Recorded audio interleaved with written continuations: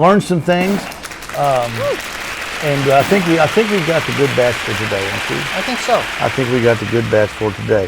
Pete, if you'll tend the grill, make sure everything's right there. I'm going to go ahead and show the people how we did it. Folks, it's super simple. Make sure you stand on to the side of that grill, Pete, so Emma can get a good shot of that. Emma, get a good shot of those real quick. Hold on. You got that up? All right. Look how good they look. How they doing, Pete? They're looking good, Steve. Are they getting soft? Yeah. That was the problem we had yesterday. We couldn't get them soft. But they're going to be ready. They'll probably be ready about what? What do you think? 15, 20 minutes? Ready to put us a little bit of sauce on them All right, and good deal. glaze them over. All right, Emma, if you'll go back to the first camera. What we're going to do, we've got 2 manicotti noodles. I guess that's what they call them, noodles. And we're going to show you how we stuffed ours. There's lots of different ways to do it, and whatever you feel comfortable with, do it. We're going to show us how you do it, and then we're going to show you how to wrap it in bacon, and it's super simple stuff. It won't take long. First of all, I got my recipe was a pound of ground beef, ground chuck, a pound of sausage, hot sausage, about a cup and a half of onions, and I use smoked Gouda. And Pete, I use smoked Gouda on your. You come on back over here. I use smoked Gouda on your recommendation. Yeah, I love smoked Gouda because that was just. It seemed like pretty good, don't you think? Yeah, I think so. I know yesterday you used that little bag and you pumped yours in. But I was watching my buddy Matt Pittman of Meat Church Barbecue on his video last night, and I watched him do it, and he just used his fingers. That's what we're going to do. You know, one thing I couldn't believe about these things, how tough they are. Yeah. These things, you would think they look like strong. they look like they'd be fragile. Don't they, Dave? Dave, our neighbor, other neighbors here watching with us, and but they're strong. So don't worry about breaking them. You won't. I mean, you could break them, but you probably won't. And this is all I did. I just started it and started pumping it in there with my finger, just like so. So, Steve, you got any seasoning in that too? No, I didn't put the seasoning in here. I opted for the afterwards on the bacon. Why don't you grab that one, Pete? You stuff that one right there. So half of these that we're doing today, now I put seasoning in mine. Yeah. So now, what did you put in the seasoning? I actually used the garlic jalapeno from Heath Rise. I did. And see how easy that stuff's going in there, Pete? And I'll tell you, in our sampling, it was very good. And it's almost, you can see it. It's almost. Let's see. We over here, Emma. It's almost coming out the back side of it. Super easy to do. Stuff it in just like so. Just like so. Look at that. And already, you see it? It's come through the other side. So it's already full of the ground beef, sausage, onions, and Gouda cheese mixture. I'm going to put a little bit just on that end, just to make it all look nice and even. Now, one thing we did learn from our research and development yesterday, Pete, was the choice of bacon. We did. To wrap these things. That was probably the biggest learning. Yeah, that's probably the biggest mistake we made yesterday, was the kind of bacon that we used. How you doing on yours? Doing all right. It's getting there. All right.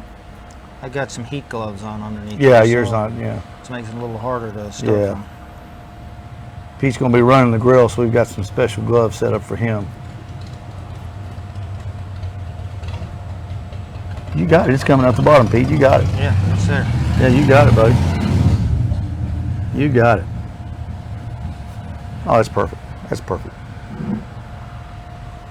Well, what I did, Pete, when I went to Publix last night on the way home to get the stuff, I went and I found yesterday we used thick cut bacon, didn't we? We did. I bought the bacon like I would buy it to fry it at home, right? And it was, basically, it wasn't long enough.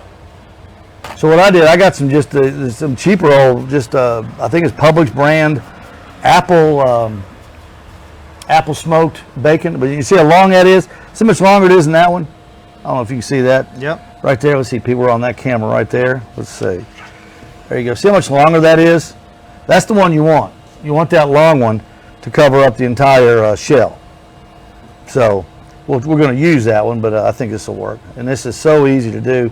The way I started it, I started on the ground and wrapped that like so, come down, and I actually started it on the board and then picked it up. And the idea is you want to get the entire piece of pasta covered, and you can stretch that thing. That stuff will stretch good. And look at that, just like a little. Go ahead and wrap that one up, Pete. Just like a little snug in a bug blanket. Pig in a blanket. Pigs in a blanket. What I like to do, of course, I always spritz everything with butter. Everybody knows that. If Donnie Bray said spritz with butter, and if Donnie Bray said it, I believe it. And then what we're going to do is we're going to hit it on the outside with some Butcher Barbecue honey rub, and that is going to be that. I think Pete, that's going to be a game changer for it, because we didn't hit it with anything yesterday. And we were talking. Pete and I were talking as we were sampling. And I said, well, you know, it's missing something. And I think it was part of it. We didn't put any peppers or onions in the mix, and I don't think, and we didn't use any rub on the outside. And I think that's kind of where we made our mistake at. And even at its worst point at that point, they were still pretty good. Yeah. They were still pretty good, Steve. It's like a barbecue contest. The guy that finishes last, his barbecue's delicious.